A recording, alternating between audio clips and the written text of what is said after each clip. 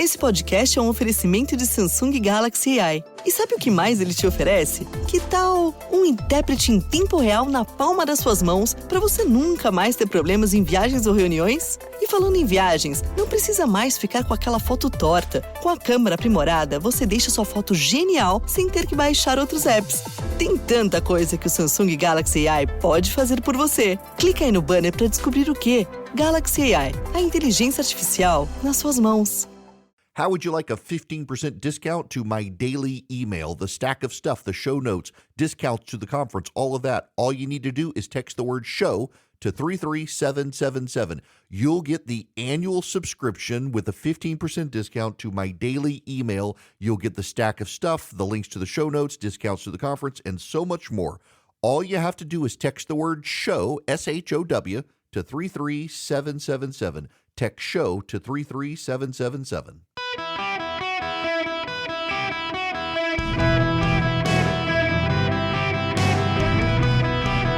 Welcome to the Eric Erickson Show podcast, Hour 2. Ladies and gentlemen, boys and girls, welcome. It's Eric Erickson here across the fruited plain. The phone number is 877-973-7425. Should you wish to be on the program, I would be delighted to have you. I will be, just as a reminder, at WOKV in Jacksonville, Florida tomorrow. I'm doing the show. I'll just happen to be there instead of my flagship station or my main office, doing a charity event down in Jacksonville tomorrow evening. And then I got to fly, got to do the event and rush back to the airport and fly home because I got to be home on Friday morning for the children. For the children. My daughter, as an aside, has moved back into the house out of the dorm. She's home for Christmas break. She came in with a massive suitcase full of clothes. She's like, they're going to throw us out of the dorms at the end of the week and no one's going to be able to get back in, so I just packed up all my clothes. I don't blame her, but I'm having to get reused to having a night owl in the house who blares Taylor Swift in the middle of the night. She's a big Swiftie. Now, we must move on to the story of inflation. Inflation is the other big story today. I'm going to try to find something here on the fly. I didn't have Charlie grab audio today because I was traveling, but I heard it, and let me see if it had been snagged by Grabian, because the story came out this morning about inflation, and it's not a good look for the economy. Inflation is higher than it had been. Now, to be fair, in the level of inflation matched expectations. So, in other words, it is exactly where people expected inflation to be. It just happens to be going up, not down. And that could make it harder for us to cut interest rates in the economy. I can't find the story, but what I thought was very notable this morning is that CNN this morning covered the economic news. And in covering the economic news, they didn't lecture Americans. They didn't tell us that actually the economy's doing well. They didn't do any of that. What they did was they said, this isn't good. Rent actually is too high. Core inflation, taking out energy and food, is still up more than it should be. And wages may have gone up, but they haven't gone up enough for anyone to feel like they're making up ground. They're just treading water. They didn't lecture us about how good things are. Janet Yellen actually had a conversation about the economy. Let me play you some of this with the Wall Street Journal. One last question. One not so great aspect of the legacy you and President Biden leave behind is a very large budget deficit, roughly 6% of GDP. Are you sorry you couldn't make more progress on that? And how much of a risk does that pose to the economy? Well, I am concerned about fiscal sustainability, and I am sorry that we haven't made more progress. I believe that the deficit needs to be brought down. I believe the deficit needs to be brought down. Yeah, they're causing all sorts of problems for the incoming administration economically. It's not good.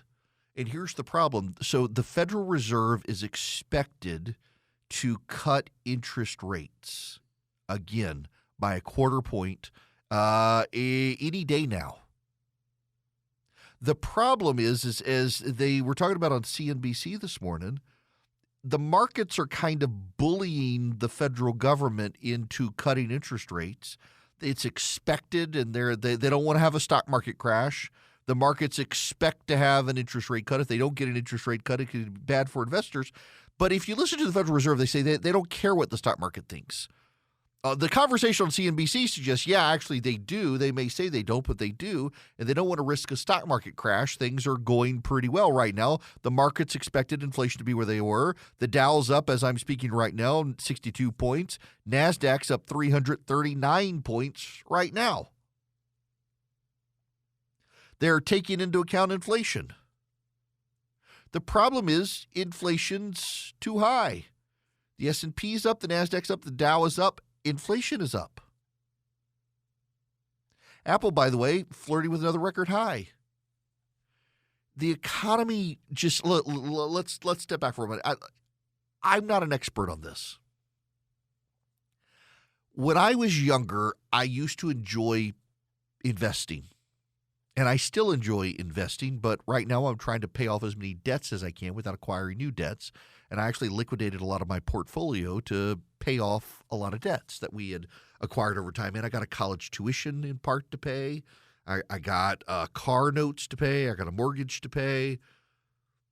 So I haven't done it a lot, but I enjoy doing it. But, Charlie Munger was Warren Buffett's right-hand man. And I'm not giving you all investment advice, so I'm not your financial advisor. Talk to David Nicholas, talk to John Lindvig, talk to somebody. Those are my two guys I rely on, David Bahnsen, the third. And I just have this sense that Charlie Munger and Warren Buffett had started stockpiling cash before Munger died, and Buffett is still compiling cash. Warren Buffett has more cash in his bank account earning interest at Berkshire Hathaway than some countries have. Warren Buffett could buy a small country with the amount of money he's got in his bank account collecting interest. And that's a warning sign to me when Warren Buffett is hoarding cash. There is a general consensus right now that the stock market is overvalued. And I think that's right. When I look at a lot of stocks right now, outside of the radio industry, they're too high. People can't buy stocks. You buy partial sums of stock. There aren't a lot of reasonable values in the stock market right now, and it just seems like we're in a bubble about to burst. And the Wall Street Journal did a big story the other day. What does Warren Buffett know? Why is Warren Buffett hurting cash? Well, if you read, there's a great book about Charlie Munger and his investment philosophy. And Munger and Buffett both wanted deals. They wanted great value. They wanted good prices.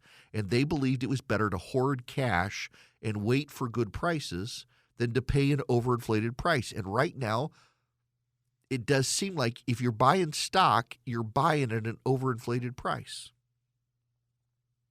So I kind of do think the conversation on CNBC this morning was right, that if the Federal Reserve changes its mind and doesn't cut interest rates this month, the stock market bubble could burst very quickly.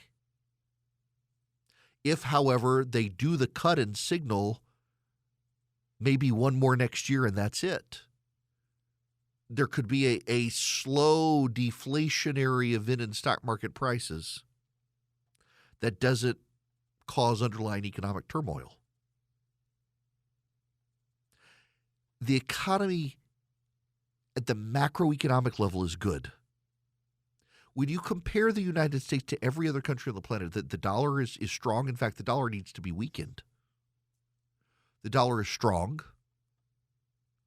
Inflation is better than any other country. Our prices in this country are better than anywhere else.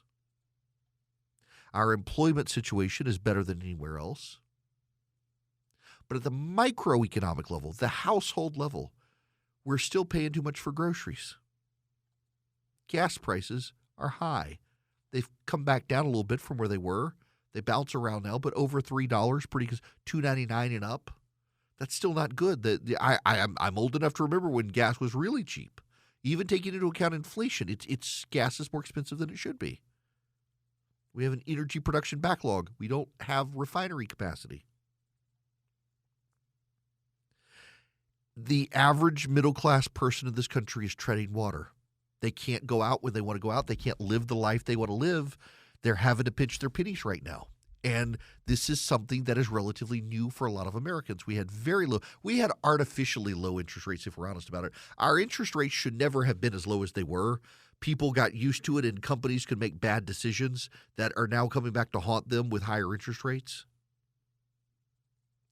I think our interest rates are higher than they should be. The Fed and economists talk about a neutral interest rate. They think it's around 4.5%, 4.25%. So the rate's got to come down. But I don't have many friends who feel like they're getting ahead right now.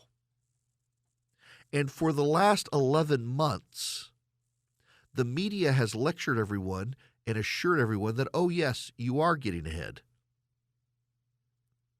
But nobody feels that way. And now, finally, with the election over, the media is willing to say, yeah, actually, you're not getting ahead. Yeah, actually, your wages have grown, but barely. Not enough to keep you in the mix, not enough to make you feel like you're getting ahead. Everybody feels like they're treading water right now. And yes, everybody does feel like they're treading water right now. Nobody feels like they're getting ahead. Nobody feels like the economy is working for them except the very, very wealthiest of Americans. And the most infuriating part of all of this is how all of us were lectured about this until the election's over. And now that the election's over, everybody in the media is like, oh yeah, sucks out there. Nobody feels like they're getting ahead. Well, we've been telling you the whole time. And you denied it, you lied to us, you lectured us, and now here we are. And the reality is things just aren't great. This is why Donald Trump, I said this in Utah on Saturday night at the Americans for Prosperity event. I said Donald Trump doesn't have a mandate to do anything other than fix the economy. And Republicans should not overread the mandate. Donald Trump got elected to fix the economy. In fact, Donald Trump said in an interview the other day to Kristen Welker at Meet the Press that actually it was the economy was why he got elected. It was the economy that actually got Donald Trump across the finish line. The economy is genuinely what matters. And if Donald Trump can fix the economy, if he's capable of doing that, then he has a mandate to do everything else he wants to do. Donald Trump told Kristen Welker he got elected because of grocery prices. That was it, grocery prices. And if he can fix that, then he's got a mandate for everything else. But you got to fix that first, and that's where Biden screwed up. That's where Biden screwed up. Biden overinterpreted his mandate. Biden presumed that he had, it was a rejection of Trump, it was a rejection of conservatives, it was a rejection of Republicans, and he could go big. And he broke the economy in the process. It's simply not true. And Republicans should be humble enough to admit their mandate is to fix the economy. And if you fix the economy, you can do all the other things you want to do. The American public give politicians great license to do whatever they want to do in whatever area of the life they want to do things in, as long as the economy is good. Currently, the S&P 500 trades at 28.7 times earnings. That's a premium to its 5-year average of 24.1 times earnings and the 10-year average of 21.9 times earnings. And dating back to 1990, the S&P 500 has never generated a positive 10-year return when the price equity ratio exceeds 25. it means we're headed towards a correction. And I'm going to be really politically cynical with all of you right now and say something that people are going to point to me and criticize, but I hope the correction comes before January 20th, because this is all Biden's fault, so the correction should come now and not when Trump is in office, so that Biden can leave office with everyone willing to acknowledge just how terrible his economic policy has been. And that's kind of why I hope the Fed doesn't cut rates, because it will provoke the stock market to finally do what the stock market's been headed towards, and will do it while Biden is there, because it is Biden's fault and he should own that legacy. Welcome back. It is Eric Erickson. Listen, I want to take your phone calls. Joe, Amir, the rest of you online. You're going to need to be patient with me, though, because something just happened on Fox News with Harris Faulkner. This is Congressman Jeff Van Drew and his conversation relevant to what we've been talking about with Harris Faulkner. In focus now, Republican Congressman Jeff Van Drew of New Jersey, member of the House Judiciary Committee on the Hill right now. How do you address this at this point? Well, here's the real deal, Harris. You know, I'm also on the Transportation Committee, on the Aviation Subcommittee, and I've gotten to know people. And from very high sources, very qualified sources, very responsible sources, I'm going to tell you the real deal. Iran launched a mothership probably about a month ago that contains these drones. That mothership is off, I'm going to tell you the deal. It's off the east coast of the United States of America. They've launched drones, is everything that we can see or hear. And again, these are from high sources. I don't say this lightly. Now, you know, we know there was a probability it could have been our own government. We know it's not our own government because they would have let us know. It could have been some really glorified hobbyist or hobbyists that were doing something unbelievable. They don't have the technology. But let's pretend that's possible. The third possibility was somebody, an adversarial country, doing this. Know that Iran made a deal with China to purchase drones, motherships, and technology in order to go forward. The sources I have are good. They can't reveal who they are because they are speaking to me in confidentiality. These drones should be shot down.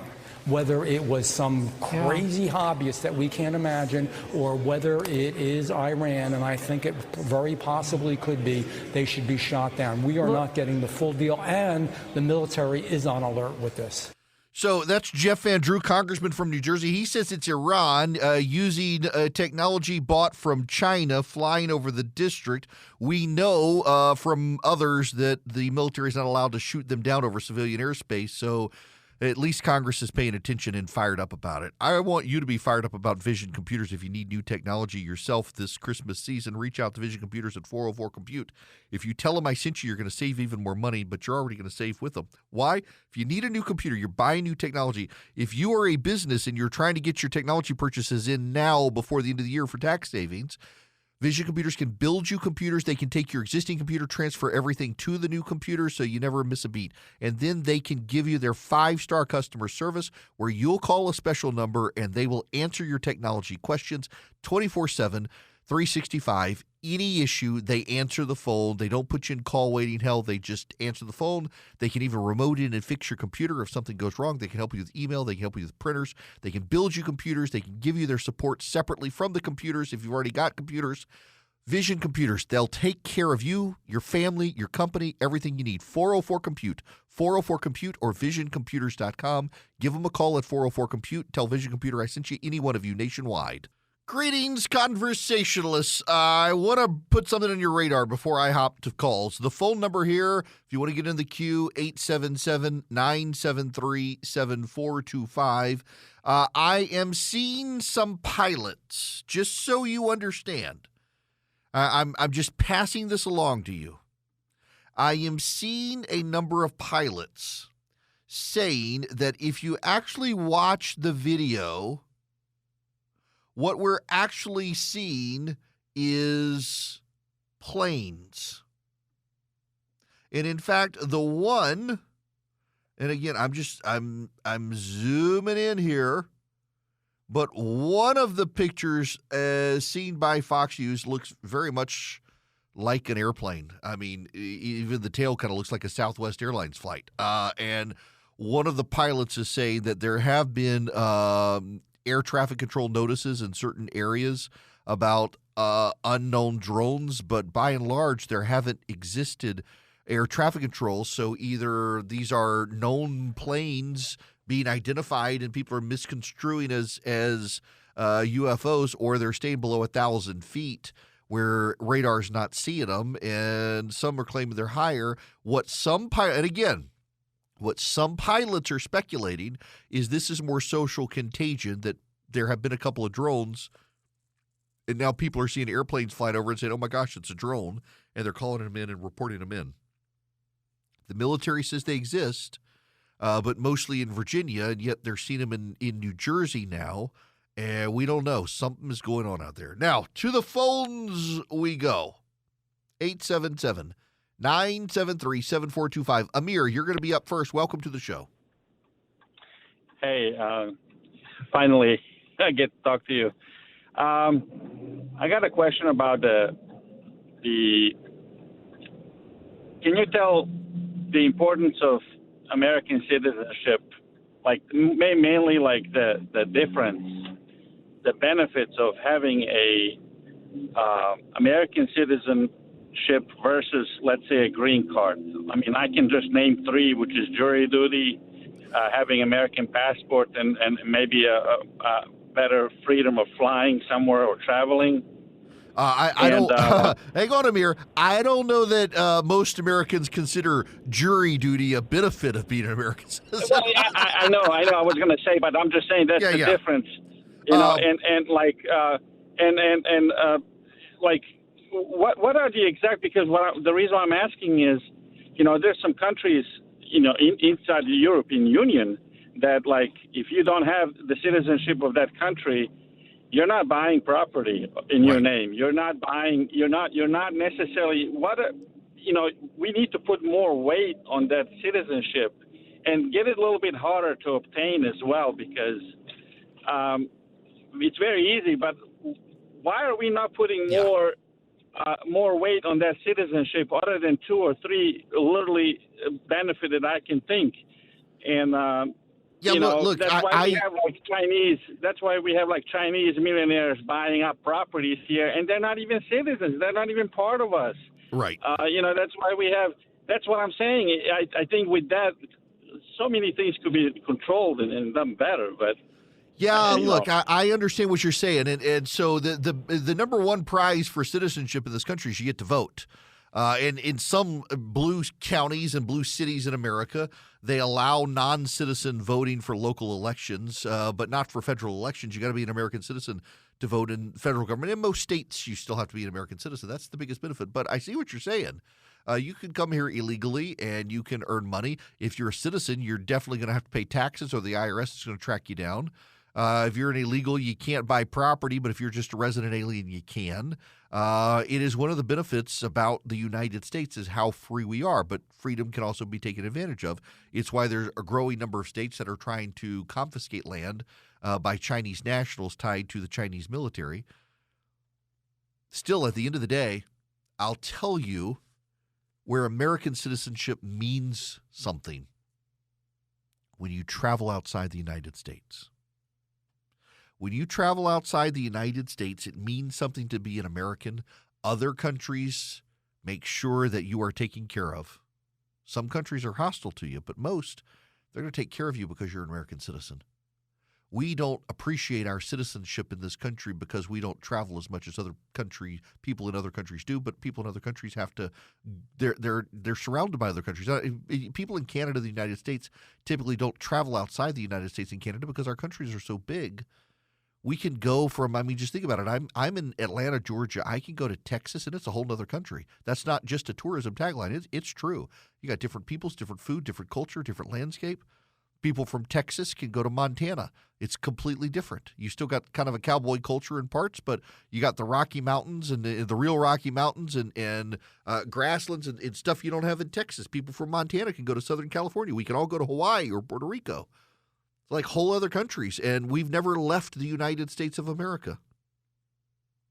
You get outside the United States of America, you go to Europe, the Europeans, they begrudgingly still respect us for World War II. You go to Asia, they want your money. You go to Africa, they want you. It means something to be an American. And oftentimes you have to travel abroad to reappreciate what it means to be an American. But to be an American citizen, you do get the right to vote. And that singularly, and the right to own a gun, that singularly matters. Our republic remains the best on the planet, and our citizenship matters because of it. Joe, you're going to be up next. Welcome to the Eric Erickson Show. Yes, sir. How you doing? Good. How are you? Good, good. First time caller, long time listener. Well, thank you. So, to start off, I noticed the same thing about how the media has been slowly changing their tune on the economy and inflation and all. My question is, sometime during the first half of Biden's started his first administration, they basically changed the definition for recession.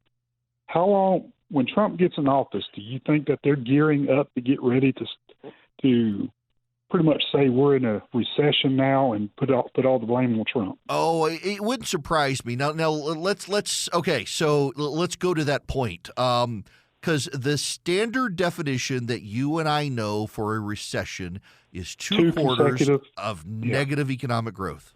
And when that happened under Biden, they're like, well, that's not the formal definition of a recession. We're not technically in a recession. It's got to be 2 quarters of negative economic growth at the macro and the micro level. And then they would argue more. We've been in a recession. Yeah, you're absolutely right. They're going to redefine this. And here's the problem, Joe. It's like the immigration story in the New York Times today. When they pull this stunt under Trump, I don't think they have credibility to do it. And I think more and more Americans see through their nonsense. So the American public now no longer trusts the media. So we get into January, we get past January 20th, Trump becomes president. Like, guess what? We're in a recession. People are going to say we've been in one. No one has felt good about the economy. We've been in one. And they're going to say, why is it you guys in the media haven't paid attention to this? Because you were covering the people who brought us into the recession. That's my personal assumption of what's going to happen. My personal assumption is that the American public understands they have been played. They understand that the media has lied to them this whole time. Nobody trusts the press corps anymore. And you can't really blame the Americans for not trusting the press corps, because the press corps has made it very clear they don't trust the American public. Look, for example, at the stories. And I wanted to get the audio for you guys today, but no one has captured the audio, and I can't now go do it and didn't have the time to get Charlie to do it. Actually, you know what? Let me see if Harry Inton put this clip on X. The reason is because I want to play this clip for you if he put it up. Yeah. This is his exchange with John Berman. I heard this when it was happening this morning, and it's very interesting.